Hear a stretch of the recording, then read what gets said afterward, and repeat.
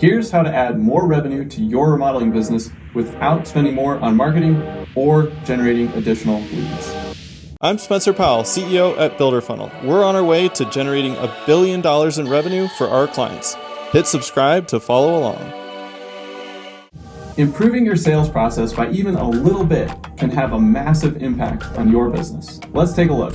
Okay, so imagine you get 40 leads per month, and then that's going to turn into 30 pre-qualification calls. So we've got raw leads up here. This is pre-qualification calls. And then from those calls, we are going to move 15 into first appointments.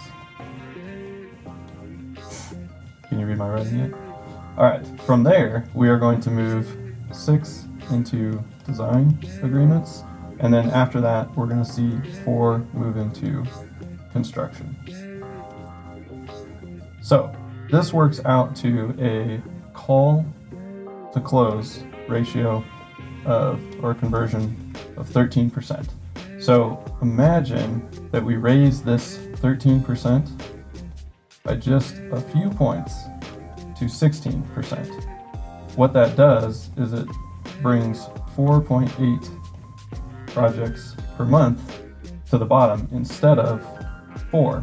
Now that may not sound like a lot, but that's actually about 9 extra projects throughout the year. And if your average project size is $50,000, that's almost $500,000. If your average project size is $100,000, that's almost $1 million extra. So increasing our conversion rates throughout the entire funnel has a massive impact on your sales.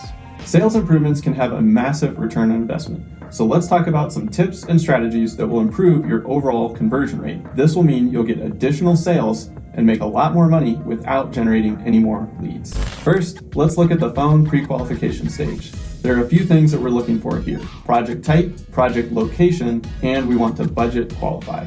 Tip number 1 is to frame this call with an agenda and have a set standard list of questions. It might sound something like this. Hey, thanks for reaching out. I'm curious, what prompted the call? This will get the prospect to open up a little bit and start talking about their project. From there, you'll continue to ask questions about the location of the project so you can confirm it's in your service area, and then you'll get to budget. Don't let the budget question scare you. You can ask something a little more casual like, did you have a budget in mind for this project? Most prospects will honestly say something like, I don't know what this should cost. At this point, you can say something like, well, our kitchens typically range from $50,000 all the way up to $200,000. And the price depends on square footage, finishes, and are we moving walls or not? Is somewhere in that range something that you were thinking about, and is that in line with your budget? Once they've confirmed the budget, then you can move to set the appointment. After the appointment is set, you have some opportunity to deliver some high value touches pre-appointment. For example, sending an email with an agenda before the meeting will let them know what to expect and set you up for a productive meeting. When you arrive, don't forget the basics. Wear the branded gear, ring the doorbell, take a step back, and of course, offer to take your shoes off when you walk inside. Once you're in the home, there's a lot that you can focus on and little areas for improvement. But today, we're going to talk about 3 specific things to make sure that we can increase your conversion rate from first appointment to design contract. One extremely powerful tool that you can use is to share stories. So once you've learned a little bit more about the homeowner's project, you can connect the dots to a similar project that you've completed in the past, and this will help you connect with them at a deeper level. For example, maybe you've uncovered that homeowner Mary cannot host and entertain because her kitchen is too small or it's cramped. Then you might say something like, hey, you remind me of another client of ours, Sue. Sue had a similar experience. So we were able to come in, open up that kitchen, and now she's hosted Thanksgiving for the last 2 years. By using stories, you accomplish a couple of powerful things. First, you show that you're capable of achieving their goals and dreams. This builds trust and credibility and says it without directly saying, we can do the project. You simply show them that you've done it in the past. Second, you show that you are connecting with them. This will help you win more deals because the prospect will feel truly understood. Okay, on to the second tip. In addition to the stories, we want to have a powerful presentation or document that you can walk the homeowner through, and it will showcase how you're different from the competition. This will include awards, references, reviews, as well as your documented process. You want to overwhelm your prospect in a good way with proof that you're an expert and you can deliver on their goals and dreams successfully. And my final tip for this section is to deliver some urgency. At this stage, a lot of prospects get stuck in limbo and they never actually decide. We want to add that urgency to get them to move forward to the next step.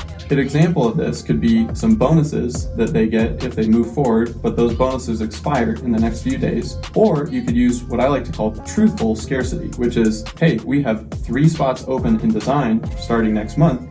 Does it make sense to grab one of those spots? By applying several improvements throughout this process, you can unlock a lot of new revenue. Let's go back to that original example. Okay, so if we go back to our example from before, we had 40 raw leads and then 30 pre-qualification calls. Our conversion rate from pre-qualification to first appointment was 50%. Then we had a 40% conversion from first appointment to design. So let's look what happens if we can increase these conversion rates by just a little bit. So we're going to take both of these up. We're going to change this to 55% because we've been working on those improvements right there.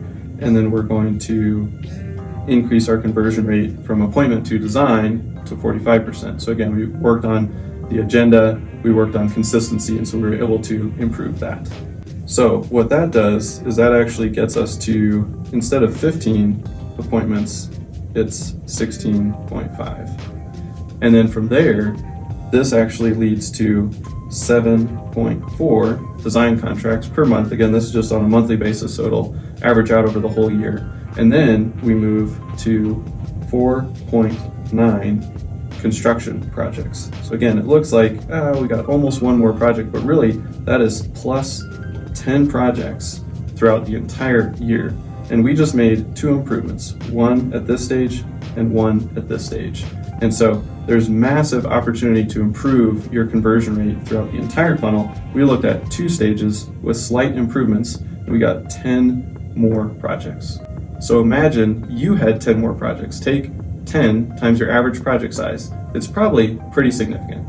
Staying diligent about making improvements and staying consistent with your sales process can lead to some really big impacts on your sales. Do you plan to implement any of these tips we discussed today? Let me know in the comments, and we'll see you next time here on Builder Funnel TV.